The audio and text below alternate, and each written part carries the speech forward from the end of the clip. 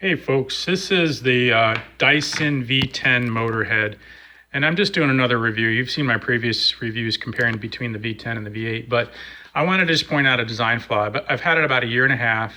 I think I got it on Amazon. This is, I believe, the V10 motor head, the least expensive one at the time. It just came with the wand motor head and two little attachments, the one you see in the rear there and the little brush head thing.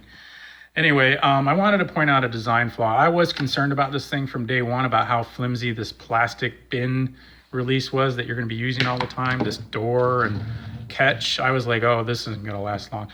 Well, it lasted actually longer than I thought it would. And it finally broke, and you can see right here at the tip of the knife, there is a tab. Hopefully it's focusing. There's a tab down here that catches on this little release button here, if you can see that on the bin, to keep it from flying off into the trash.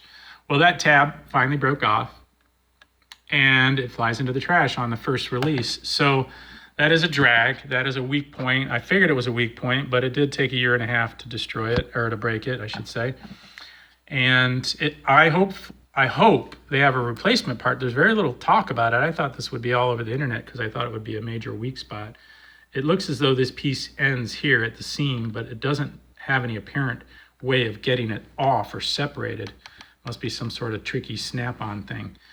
But I'm hoping this thing is inexpensive and free. Hopefully it's still under warranty. It says 2-year warranty in my manual, but sometimes it says 1-year warranty on the Dyson site.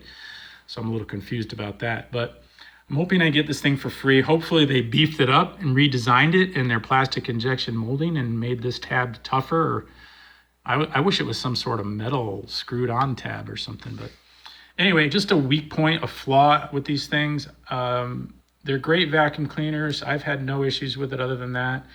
As long as you, I don't abuse the thing, but you have to slide this thing back and forth a million times to get the dust out. And it kind of helps scrape the hairs off of this barrel and get them off. And so it's a highly used area, and it's getting highly, repeatedly slammed into by the catch.